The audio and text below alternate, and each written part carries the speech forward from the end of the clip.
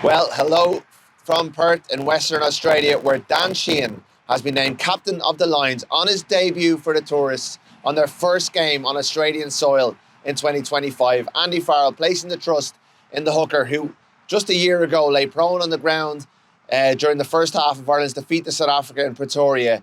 Crucial gone, fears that he might not even make this tour, never mind playing the Six Nations so well. Captain Ireland against Wales, and few could have seen then that he'd be the man who leads the Lions in their first game on Australian soil against Western Force Saturday morning Irish time. I've just landed after a 16-hour flight from London to the news that Sheehan is not going to be alone on Saturday. Loads of Irish interest in his team. 8 starters, 3 on the bench. Sheehan has Tyke Furlong for company in the front row, with Pierre Schumann making up the front row there. Second row, Joe McCarthy makes his Lions debut alongside Scotland's Scott Cummings. Bit of a surprise that Maro Itoje isn't involved, the captain, the Lions, on their first appearance in Australia. We're told there's no injury there. Perhaps we'll see him on Wednesday, but it would have been expected that he plays in the Saturday team to kind of start building a rhythm before that first test in just a few weeks' time. Tyke Byrne, one of 2 survivors from the team that lost to Argentina in Dublin before departure. He captained the team at the end of the game. He moves to 6, with Josh van der Fleer, another player making his Lions debut. With Henry Pollock, interestingly, moved to number 8. Jack Conan has to make do with a place in the bench, the starting number 8 in the 3 tests last time out in South Africa. Behind the scrum, well, Hugo, Keenan, Jamison Gibson-Park and James Ryan, none of them are fit enough to play just yet. So it's Thomas Williams and Finn Russell. Finn Russell gets a real chance to stake a claim for a test spot against the Force. Gary Ringos comes into the side with Siona Tuipulotu moving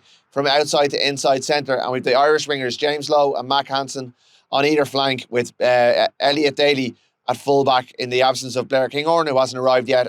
He's playing for Toulouse this weekend, and Keenan, who's injured. Big chance for Daly. Those 2 players really playing catch-up, and there's really no other recognised fullback in the squad. Marcus Smith played there on last Friday night, didn't go particularly well. He's on the bench.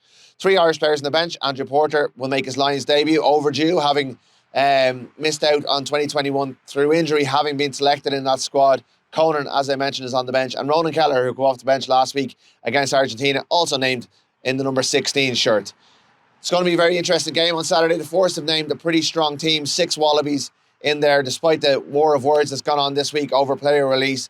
Still, they're missing 3 of their Wallaby squad members. Joe Schmidt has released a fair few, but the sad news, I suppose, is that Curtly Beale won't be involved, although he hopes to get a chance later in the tour in the First Nations Pacifica game. He's been named captain of that squad, but he would have been expected to play this week, but he tweaked his hamstring in training. Ben Donaldson has been released from the Wallabies camp to take his place, and he starts at full-back. So it'll be a decent test for these Lions here on Saturday morning, albeit the Force didn't have a great Super Rugby season and wouldn't be seen as the strongest of the opponents they'll face on this tour. They've named a decent team. The Lions have made a very strong team. Lots of cohesion from those Irish players. We're going to hear from Andy Farrell later, and we'll have all the coverage on the Irish Independent website.